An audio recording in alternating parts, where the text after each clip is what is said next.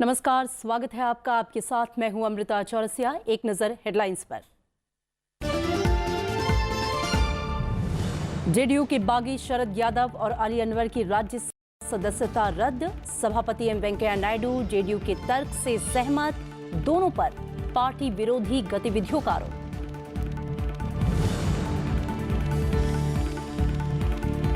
गुजरात में अमित शाह, राजनाथ सिंह और निर्मला सीतारमण की रैलियां आज। राहुल गांधी, मायावती और अखिलेश यादव भी करेंगे जनसभा।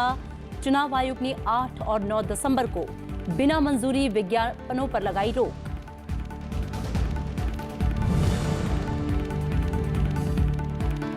गुजरात तट से आज देर रात टकरा सकता है चक्रवाती तूफान ओखी। महाराष्ट्र के तटीय इलाकों में भारी बारिश। मुंबई समेत आसपास के जिलों में स्कूल कॉलेज बंद। केंद्र का हर मुमकिन मदद का भरोसा।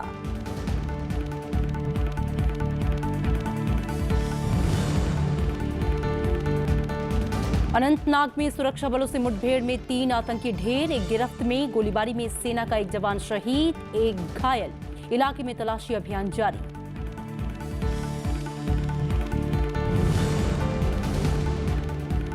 और दिग्गज अभिनेता शशि कपूर का निधन। फिल्म जगत में शोक। पद्म भूषण और दादा साहेब फाल्के पुरस्कार से थे सम्मानित। मुंबई में आज होगा अंतिम संस्कार।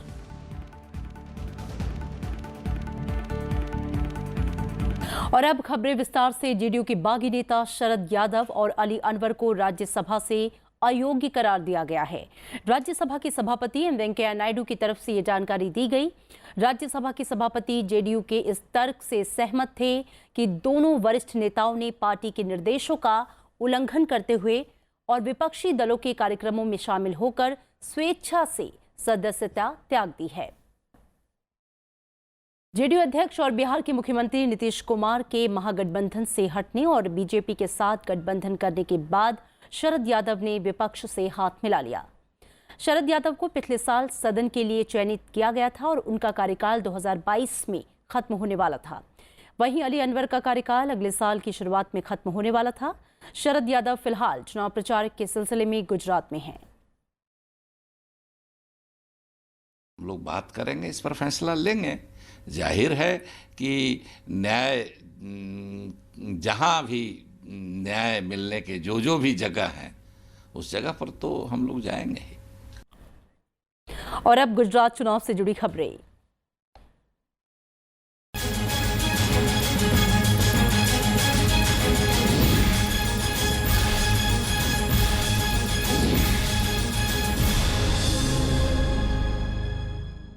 तो गुजरात में चुनावी रैलियों का जो दौर है वो अपने तूफानी अंदाज में जारी है। आज भी बहुत सारी रैलियां हैं। गुजरात के पहले दौर के मतदान के लिए प्रचार जो है वो अपने चरम पर है। सभी पार्टियों के दिग्गज नेता प्रचार अभियान में अपनी पूरी ताकत झोंक रहे हैं। प्रधानमंत्री नरेंद्र मोदी ने रैलियां की। उन्होंने कहा कि बीजेपी के लिए विकास एकमात्र मुद्दा है। वहीं कांग्रेस पर तंज कसते हुए उन्होंने कहा कि कांग्रेस सिर्फ बांटने की राजनीति करना चाहती है। उन्होंने कहा कि कांग्रेस गुजरात के नेताओं को बर्दाश्त नहीं कर पाती और उसने राज्य को हमेशा बदनाम किया है। दक्षिण गुजरात और सौराष्ट्र में प्रधानमंत्री नरेंद्र मोदी ने सोमवार को 4 रैलियां की। प्रधानमंत्री ने वलसाड के धर्मपुर के अलावा सौराष्ट्र के भावनगर, जूनागढ़ और जामनगर में जनसभा को संबोधित किया। धर्मपुर में प्रधानमंत्री ने कहा कि कांग्रेस ने हमेशा गुजरात को दरकिनार किया है और कांग्रेस कभी गुजरात के किसी नेता को बर्दाश्त नहीं कर सकती है। कि જે લોકો ગુજરાતને એની પ્રગતિને, ગુજરાત નામને, ગુજરાતના કોઈ વ્યક્તિને ન સહન કરી શકે છે, ન સ્વીકારી શકે છે। 9મી તારીખે એવી સજા કરવાની છે, એવી સજા કરવાની છે। प्रधानमंत्री ने कांग्रेस पर मुस्लिम समुदाय को गुमराह करने का भी आरोप लगाया। उन्होंने कहा कि बीजेपी विकास में यकीन रखती है, लेकिन कांग्रेस मजहब और जाति के आधार पर समाज को बांटने में लगी है। उन्होंने भ्रष्टाचार के खिलाफ लड़ाई जारी रखने का भी ऐलान किया। પીંખી નાખો, ચૂંથી નાખો અને એવું ઢોળી નાખો વાતાવરણ કે 2019 આવતા આવતા આ ગુજરાત મોદીને જ ગાળો દેતું થઈ જાય તો પછી દેશમાં એમની દુકાન ચાલુ થાય એટલા માટે આ ગુજરાતને સામાજિક તાણાવાણા તોડવા માટે આ મેદાનમાં ઉતર્યા છે। गुजरात में विधानसभा के लिए 2 चरणों में वोटिंग होगी।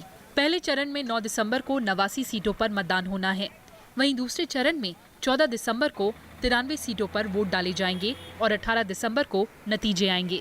Bureau report, Rajya Sabha TV. इधर प्रधानमंत्री ने गुजरात की उपलब्धियां गिनाई तो उधर कांग्रेस ने कल गुजरात विधानसभा चुनाव के लिए पार्टी का घोषणा पत्र जारी कर दिया। अहमदाबाद में कांग्रेस नेता और गुजरात प्रभारी अशोक गहलोत और प्रदेश अध्यक्ष भरत सिंह सोलंकी ने इसका ऐलान किया। इसमें किसानों का कर्ज माफ करने, खेती के लिए 16 घंटे बिजली मुहैया कराने का वादा किया गया। इसके अलावा 25 लाख युवाओं को रोजगार और हर महीने 4,000 रुपए बेरोजगारी भत्ता देने की बात शामिल है। महिलाओं को मकान देने और नए उद्यमियों को पूरी वित्तीय मदद देने की भी घोषणा पत्र में जगह दी गई है। ह्यूमन डेवलपमेंट इंडेक्स एनाथी पर विशेष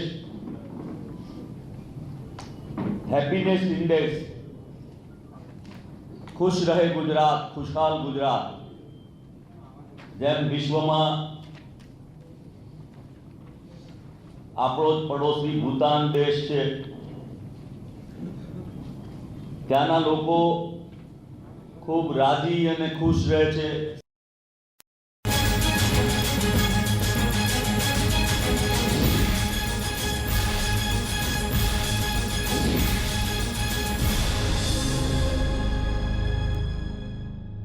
इधर गुजरात में चुनावी तपिश जारी है तो इधर कांग्रेस पार्टी में भी चुनावी प्रक्रिया चल रही है। अध्यक्ष पद के लिए कांग्रेस उपाध्यक्ष राहुल गांधी ने पार्टी के अध्यक्ष पद के लिए अपना नामांकन जो है वो भर दिया है। आज नामांकन पत्रों की जांच की जानी है। हालांकि राहुल गांधी का निर्विरोध चुना जाना लगभग तय है क्योंकि चुनाव में वो अकेले उम्मीदवार हैं। हालांकि पार्टी की चुनाव समिति ने अभी इसका ऐलान नहीं किया। समिति ने ये कहा है कि वो नामांकन पत्रों की जांच के बाद ही इसका ऐलान करेगी। उधर प्रधानमंत्री नरेंद्र मोदी ने इसे कांग्रेस की वंशवादी परंपरा से जोड़ा है। कांग्रेस उपाध्यक्ष राहुल गांधी जब सोमवार को पार्टी अध्यक्ष पद के लिए नामांकन करने पहुंचे तो उनके साथ पार्टी के कई वरिष्ठ नेता मौजूद थे। कांग्रेस अध्यक्ष सोनिया गांधी राहुल की प्रस्तावक थी, लेकिन वो नामांकन के वक्त मौजूद नहीं थी। राहुल की तरफ से नामांकन के 5 सेट दाखिल किए गए। इनमें पार्टी के शीर्ष नेता, महासचिव, कई राज्यों के प्रभारी और पार्टी शासित राज्यों के मुख्यमंत्री शामिल थे। वरिष्ठ नेताओं ने उम्मीद जताई कि राहुल गांधी पार्टी की परंपराओं को आगे बढ़ाएंगे। Rahul ji has been the darling of the congressmen and congresswomen, and this is yet another step in his quest for serving the people through the Congress party. During the past few months in particular, he has done extremely good job, and his acceptance among the masses across the country is now a noted fact. It is a good thing, and he will do all his best, and he is already doing his groundwork since so many years. BJP ने राहुल गांधी को अध्यक्ष बनाए जाने की मुहिम पर तीखी प्रतिक्रिया दी है। प्रधानमंत्री नरेंद्र मोदी ने इसे वंशवादी परंपरा को आगे बढ़ाने जैसा बताया। અને જે જમાનત પર હોય, જામીન પર છૂટ્યા હોય, કોંગ્રેસ પાર્ટી એને અધ્યક્ષ બનાવવા માટે મજબૂર બને, એનો અર્થ એ થયો કે કોંગ્રેસ પાર્ટીએ દેવાળું ફૂંક્યું છે કે નથી ફૂંક્યું। कांग्रेस ने इन आरोपों को खारिज किया और बीजेपी के आंतरिक लोकतंत्र पर सवाल उठाया। कौन अगला बीजेपी का अध्यक्ष बनेगा, कौन मुख्यमंत्री बनेगा राज्य में, कौन बनेगा प्रधानमंत्री, उनको क्या अधिकार है कहने का। पर वो बौखला गए हैं, इसलिए ऐसी भाषा का ऐसी टिप्पणी करने का उन्होंने तय किया है। कांग्रेस अध्यक्ष पद के लिए नामांकन की प्रक्रिया शुक्रवार को शुरू हुई थी। सोमवार को नामांकन का आखिरी दिन था। 11 दिसंबर तक नाम वापस लिए जा सकेंगे। राहुल गांधी के अध्यक्ष बनने से 131 साल पुरानी कांग्रेस में नए युग की शुरुआत होगी। फिलहाल सोनिया गांधी 19 साल से लगातार कांग्रेस अध्यक्ष के पद पर हैं। कांग्रेस पार्टी का मानना है कि राहुल गांधी के अध्यक्ष बन जाने के बाद पार्टी में नई ऊर्जा का संचार होगा, लेकिन देखना दिलचस्प होगा कि किस तरह से राहुल गांधी 2019 के आम चुनाव और राज्यों के विधानसभा चुनाव को जीतने के लिए रणनीति बनाते हैं और किस तरह से पार्टी के यंग और ओल्ड गार्ड में समन्वय बिठाते हैं। दिल्ली से कैमरा पर्सन सुधांशु के साथ कृति मिश्रा, राज्यसभा टीवी। और इधर मध्य प्रदेश का विधानसभा का सत्र चल रहा है। मध्य प्रदेश विधानसभा ने कल 12 साल तक की लड़कियों के साथ रेप के मामले में फांसी की सजा देने के विधेयक को आम सहमति से मंजूरी दे दी।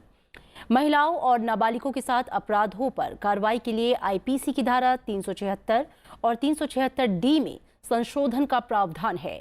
साथ ही महिलाओं के साथ छेड़छाड़ और उन्हें घूरने जैसे मामले में भी सजा और जुर्माने का प्रस्ताव है। विधानसभा से विधेयक के पास होने के बाद इसे राष्ट्रपति की मंजूरी के लिए भेजा जाएगा। और दिल्ली एनसीआर में खतरनाक प्रदूषण को लेकर नेशनल ग्रीन ट्रिब्यूनल ने दिल्ली सरकार को फिर से फटकार लगाई है और अगले 48 घंटों में प्रदूषण से निपटने का एक्शन प्लान देने को कहा है। इससे पहले एनजीटी ने कहा कि प्रदूषण के बावजूद दिल्ली सरकार ने एक्शन प्लान पेश नहीं किया। ट्रिब्यूनल ने प्रदूषण और हवा की गुणवत्ता खराब होने के बावजूद भारत श्रीलंका क्रिकेट मैच कराने को लेकर भी अधिकारियों की कड़ी आलोचना की है। एनजीटी अध्यक्ष न्यायमूर्ति स्वतंत्र कुमार ने कहा कि पहले से जानकारी होने के बाद भी इससे निपटने के लिए कोई कदम क्यों नहीं उठाए गए। ऑड इवन लागू नहीं करने और 4000 बसें उतारने के आश्वासन पर अमल नहीं करने पर भी नाराजगी जताई है। इससे पहले 28 नवंबर को एनजीटी ने दिल्ली के साथ हरियाणा, पंजाब और उत्तर प्रदेश सरकार से प्रदूषण से निपटने के लिए एक्शन प्लान मांगा था। बुलेटिन में यहाँ रुकेंगे एक छोटे से ब्रेक के लिए। आप देखते रहिए राज्यसभा टीवी।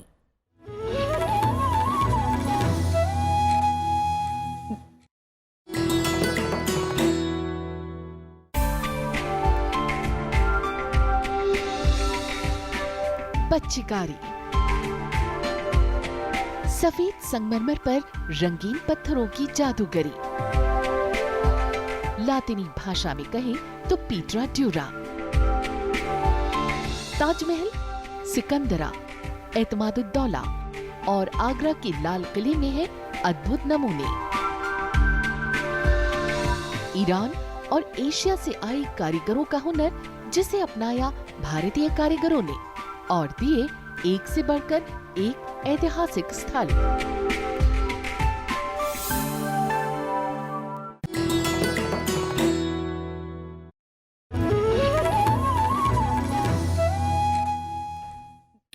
ब्रेक के बाद स्वागत है आपका। सुप्रीम कोर्ट ने सीबीआई के पूर्व निदेशक रंजीत सिन्हा के खिलाफ जांच के लिए बनी एसआईटी से 4 हफ्ते में स्टेटस रिपोर्ट मांगी है। कोर्ट की पीठ ने यह आदेश वरिष्ठ वकील प्रशांत भूषण की उस अपील के बाद दिया है जिसमें यह कहा गया है कि एसआईटी के गठन को कई महीने बीत चुके हैं, इसलिए जांच की रिपोर्ट अदालत में पेश की जानी चाहिए। साथ ही कोर्ट ने सीबीआई से कोल ब्लॉक आवंटन के 8 मामलों की जांच अगले साल 15 जनवरी तक पूरा करने का आदेश दिया है। सुप्रीम कोर्ट ने 23 जनवरी को सीबीआई निदेशक की अगुवाई में विशेष जांच दल बनाया था जो कोयला घोटाले के आरोपियों से मिलने और जांच में दखल देने के मामले में पूर्व सीबीआई निदेशक की भूमिका की जांच करेगी। उपराष्ट्रपति एम वेंकैया नायडू ने खेती और संस्कृति पर जागरूकता के लिए इन विषयों को पाठ्यक्रम में शामिल करने पर जोर दिया है।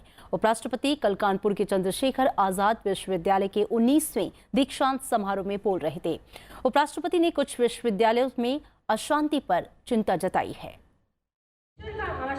उपराष्ट्रपति एम वेंकैया नायडू ने सोमवार को कानपुर में चंद्रशेखर आजाद विश्वविद्यालय के 19वें दीक्षांत समारोह में हिस्सा लिया। उन्होंने किसानों की बेहतरी के लिए अनुसंधान को बढ़ावा देने पर जोर दिया। उपराष्ट्रपति के मुताबिक आय बढ़ाने के लिए किसानों को प्रोसेसिंग प्लांट जैसी सहूलियत मिलनी चाहिए। मैं वैज्ञानिक समाज से अपील करता हूँ कि अपने क्षेत्रों में भी अब जाइए, लैब टू लैब जाके किसानों को और नया योजना, नया आइडिया सबको बताइए। मित्रों, मेरा कहना यह है कि आने वाले दिनों में हम सब लोग मिलकर जो आफर सामने आए कृषि क्षेत्र में उसको समाधान ढूंढने का काम राजनेता और साइंटिस्ट सब मिलकर हम लोग ये परिवर्तन लाने के लिए प्रयास करना चाहिए। उपराष्ट्रपति ने शहरों और गांव में बढ़ती खाई पर चिंता जताई। उन्होंने सांस्कृतिक विरासत सहेजने पर भी जोर दिया। उपराष्ट्रपति ने कहा कि देश में 750 से ज्यादा विश्वविद्यालय हैं, लेकिन गिने चुने विश्वविद्यालय में ही अशांत गतिविधियां हैं। उपराष्ट्रपति ने कहा कि देश की एकता और अखंडता को खतरे में डालने वाले विचारों की कोई जगह नहीं होनी चाहिए। Agree to disagree, dissent is agreeable but not disintegration. किसी हालत में देश को अलग अलग करने के लिए जो प्रयास कुछ लोग करते हैं उसको हम सफल कभी भी नहीं होने देना चाहिए, बिकॉज वी आर इंडियंस। उपराष्ट्रपति ने दीक्षांत समारोह में शामिल और पुरस्कृत छात्रों को बधाई दी। इस मौके पर उत्तर प्रदेश के राज्यपाल राम नाईक भी मौजूद रहे। नवविक्रम सिंह, राज्यसभा टीवी। हैदराबाद के सेंट मेरी जूनियर कॉलेज के छात्र कल उपराष्ट्रपति एम वेंकैया नायडू से मिले। दिल्ली में हुई इस मुलाकात के दौरान उपराष्ट्रपति ने छात्रों को कड़ी मेहनत और अच्छे से पढ़ाई करने की सलाह दी। छात्र छात्राओं ने उपराष्ट्रपति से मुलाकात पर खुशी जाहिर की। उपराष्ट्रपति ने भी छात्र छात्राओं को उज्जवल भविष्य की शुभकामनाएं दी। उपराष्ट्रपति एम वेंकैया नायडू ने सोमवार को महाराष्ट्र से आए अंगदान करने वाले परिवारों से भी मुलाकात की। माई मेडिकल मंत्रा ने इसका आयोजन किया था। उपराष्ट्रपति ने अंगदान करने वाले परिवारों और अंगदान के लिए जागरूकता फैलाने वालों की हौसला अफजाई की। उन्होंने कहा कि प्राचीन पुराणों में कहा गया है कि मानव सेवा ही माधव सेवा है। उन्होंने अंगदान करने वालों को बधाई दी।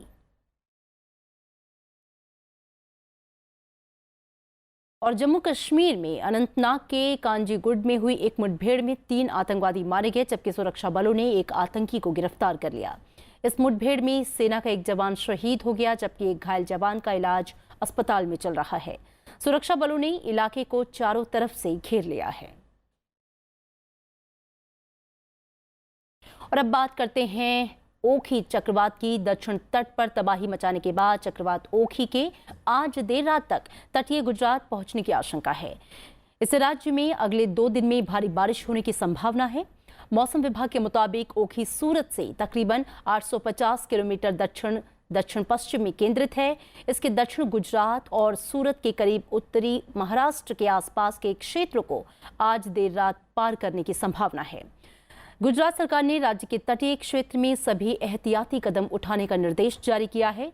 सूरत, नवसारी और राजकोट में एनडीआरएफ की टीमों को तैनात किया गया है। सेना, नौसेना और बीएसएफ को चक्रवात के मद्देनजर अलर्ट पर रखा गया है। महाराष्ट्र में तूफान की आशंका के मद्देनजर मुंबई समेत कई जिलों में एहतियात के तौर पर स्कूलों और कॉलेजों में आज छुट्टी का ऐलान किया गया है। अब तक तमिलनाडु, केरल और लक्षद्वीप में चक्रवात ओखी से पीड़ित 1540 लोगों को सुरक्षित बचाया गया है, जिनमें ज्यादातर मछुआरे शामिल हैं। इस हालत से निपटने के लिए एजेंसियां तेजी से काम कर रही हैं। इस बीच गृह मंत्री राजनाथ सिंह ने तमिलनाडु और केरल के मुख्यमंत्रियों से फोन पर बात कर हालात की जानकारी ली है। उन्होंने पीड़ित राज्यों को हर मुमकिन मदद का भरोसा दिया है।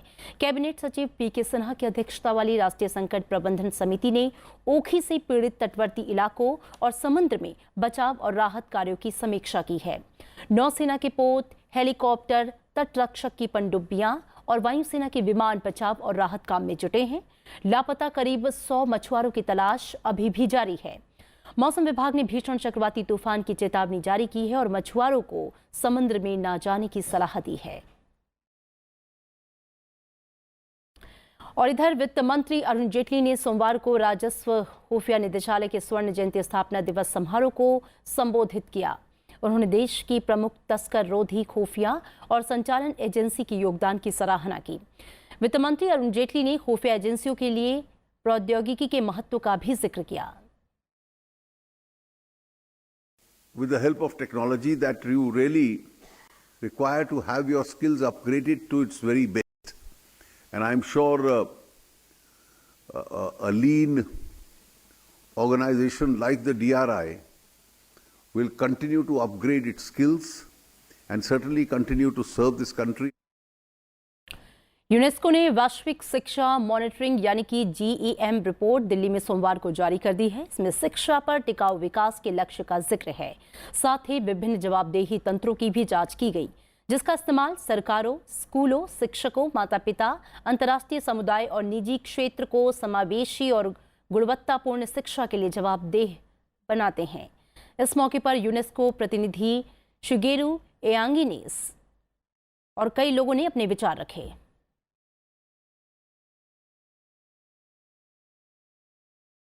कारोबारी विजय माल्या के प्रत्यर्पण के मामले में कल लंदन के वेस्टमिनिस्टर कोर्ट में सुनवाई शुरू हुई। विजय माल्या भारतीय बैंकों के 9,000 करोड़ का कर्ज नहीं चुकाने के मामले में भगोड़ा है। लंदन के कोर्ट में अगले 10 दिनों तक सुनवाई होगी। मार्क सूमर्स के नेतृत्व में क्राउन प्रोसिक्यूशन सर्विस अदालत ने भारत का पक्ष रखा है। भारत ने लंदन के कोर्ट में माल्या को भारत प्रत्यर्पित करने की मांग की है। आज IDBI के 1100 करोड़ रुपए की हेराफेरी के मामले पर सुनवाई हुई। विजय माल्या मार्च 2016 से भागकर लंदन में रह रहे हैं। अमेरिका ने पाकिस्तान से आतंकी गुटों के खिलाफ निर्णायक कार्रवाई करने को कहा है। रक्षा मंत्री जेम्स मैटिस ने इस्लामाबाद में पाकिस्तान के प्रधानमंत्री और सेना प्रमुख से मुलाकात में ये बात कही। इस बीच CIA ने कहा कि अगर पाकिस्तान ने आतंकी अड्डे खत्म नहीं किए तो अमेरिका अपने हिसाब से कार्रवाई करेगा। अमेरिकी रक्षा मंत्री जेम्स मैटिस सोमवार को पाकिस्तान पहुंचे। रावलपिंडी हवाई अड्डे पर अमेरिकी राजदूत और पाकिस्तान के सैन्य अधिकारियों ने उनका स्वागत किया। इसके बाद उन्होंने पाकिस्तान के प्रधानमंत्री शाहिद खाकान अब्बासी से मुलाकात की और आतंकवादी समूहों से सख्ती से निपटने पर जोर दिया। मैटिस का पाकिस्तान दौरा ऐसे वक्त हो रहा है जब आतंकवाद के खिलाफ लड़ाई में पाकिस्तान के ढीले रवैये को लेकर अमेरिका कई बार सख्त चेतावनी दे चुका है। अक्टूबर में मैटिस ने कहा था कि अमेरिका पाकिस्तान को एक और मौका देगा। अगर इस बार भी बात नहीं बनी तो राष्ट्रपति डोनाल्ड ट्रंप सख्त विकल्पों पर विचार करेंगे। पाकिस्तान पहुंचने से पहले मैटिस ने कहा कि आतंकवाद के खिलाफ अमेरिका पाकिस्तान के साथ मिलकर काम करने का इच्छुक है। The first thing I'm going to do is do some listening, like I always do. My goal is to find common ground. We know we have some common ground.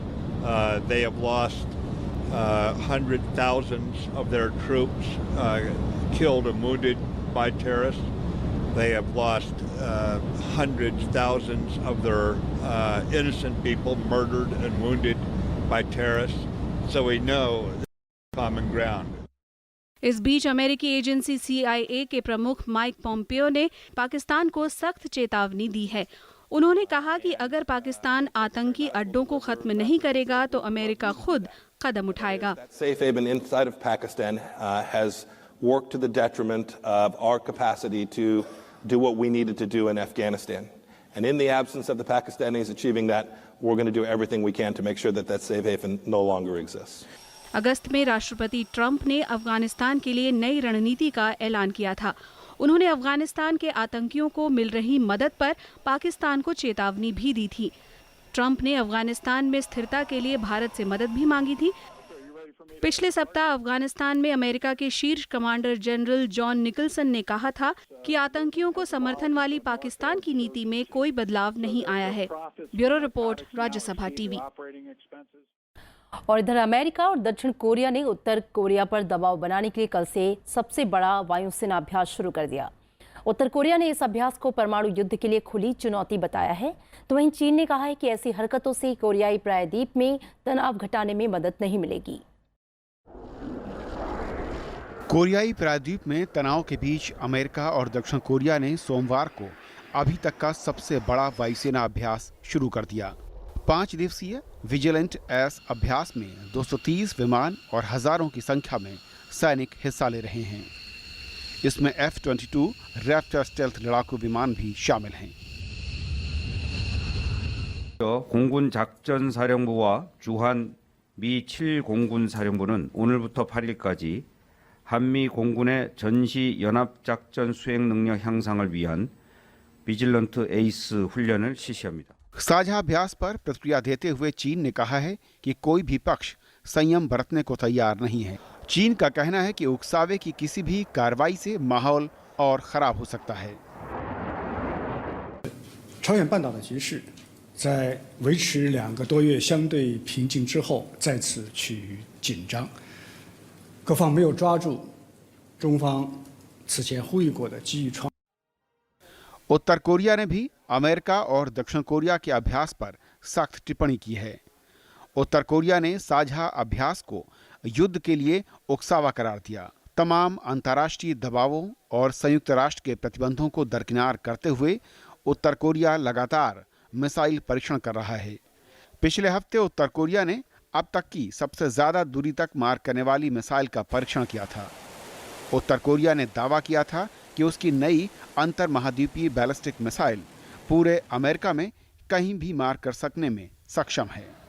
Bureau report, Rajya Sabha TV. और अब खबरें खेल जगत से। Delhi test के तीसरे दिन खेल खत्म होने तक भारत की स्थिति मजबूत। हालांकि श्रीलंकाई मध्यक्रम ने शानदार बल्लेबाजी की, लेकिन बाद में श्रीलंका की पारी लड़खड़ा गई। तीसरे दिन का खेल खत्म होने तक श्रीलंका ने पहली पारी में 9 विकेट खोकर 356 रन बना लिए। श्रीलंका अभी भी पहली पारी में भारत से 180 रन पीछे है। मैथ्यूज और कप्तान चांडिमल ने बेहतरीन खेल दिखाया। दोनों के बीच चौथे विकेट के लिए 181 रनों की साझेदारी हुई, जिसकी बदौलत श्रीलंकाई टीम फॉलो ऑन टालने में तो सफल हो गई। हालांकि मैथ्यूज 111 रन बनाकर आउट हुए।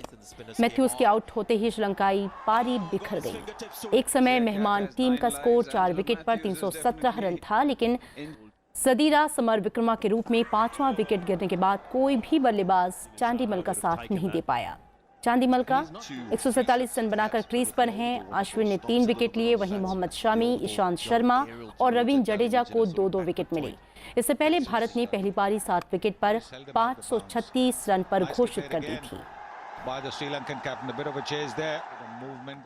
दक्षिण अफ्रीका दौरे के लिए टीम इंडिया का ऐलान कर दिया गया है। फिलहाल टेस्ट मैचों के लिए कप्तान विराट कोहली की अगुवाई में 17 सदस्यीय टीम का ऐलान किया गया। विकेटकीपर बल्लेबाज पार्थिव पटेल और ऑलराउंडर हार्दिक पांड्या की टेस्ट टीम में वापसी हुई है। तेज गेंदबाज जसप्रीत बुमराह को भी टीम में शामिल किया गया है। टीम में पांड्या को लेकर कुल 5 तेज गेंदबाज शामिल किए गए। इसके अलावा विकेटकीपर रिद्धिमान साहा भी टीम में बने रहेंगे। सलामी बल्लेबाज के लिए मुरली विजय, लोकेश राहुल और शिखर धवन को बरकरार रखा गया है। चेतेश्वर पुजारा, रोहित शर्मा और अजिंक्य रहाणे भी टीम में हैं। 30 दिसंबर से दक्षिण अफ्रीका का दौरा शुरू हो रहा है। इस दौरे पर टीम इंडिया 3 टेस्ट, 6 वनडे और 3 T20 मैच खेलेगी। टेस्ट सीरीज का आगाज 5 जनवरी को केपटाउन में होगा। इसके अलावा श्रीलंका के लिए 3 T20 मैचों के लिए भी टीम का ऐलान कर दिया गया है। कोहली की अनुपस्थिति में रोहित शर्मा इन मैचों में कप्तानी करेंगे। हिंदी फिल्मों के मशहूर अभिनेता शशि कपूर का कल लंबी बीमारी के बाद निधन हो गया।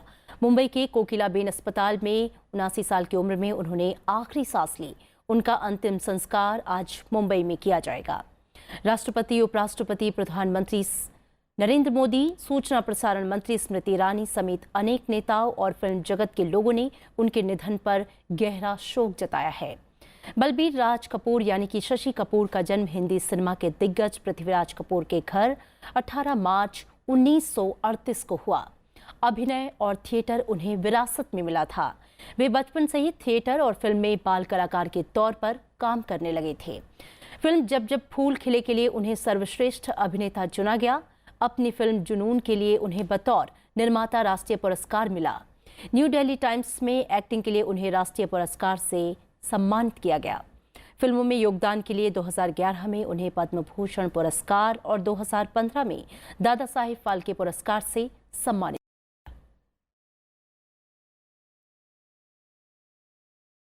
दूसरों के पाप गिनाने से तुम्हारे अपने पाप कम नहीं हो सकते। दूसरों के जुर्म साबित करने से यह सच्चाई नहीं बदल सकती कि तुम भी एक मुजरिम हो। और ये सच्चाई तुम्हारे मेरे बीच एक दीवार है भाई, और जब तक ये दीवार है हम एक छत के नीचे नहीं रह सकते।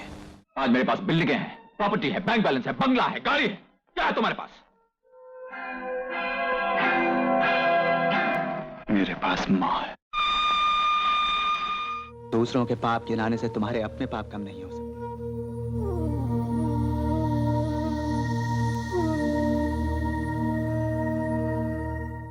और अब चलते चलते एक नजर हेडलाइंस पर।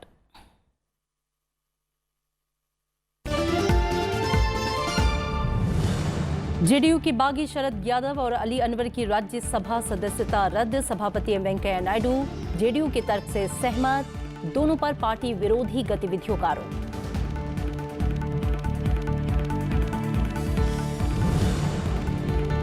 गुजरात में अमित शाह, राजनाथ सिंह और निर्मला सीतारमण की रैलियां आज। राहुल गांधी, मायावती और अखिलेश यादव भी करेंगे जनसभा। चुनाव आयोग ने 8 और 9 दिसंबर को बिना मंजूरी विज्ञापनों पर लगाई रोक। गुजरात तट से आज देर रात टकरा सकता है चक्रवाती तूफान ओखी। महाराष्ट्र के तटीय इलाकों में भारी बारिश। मुंबई समेत आसपास के जिलों में स्कूल कॉलेज बंद। केंद्र का हर मुमकिन मदद का भरोसा। अनंतनाग में सुरक्षा बलों से मुठभेड़ में 3 आतंकी ढेर, एक गिरफ्त में गोलीबारी में सेना का एक जवान शहीद, एक घायल, इलाके में तलाशी अभियान जारी।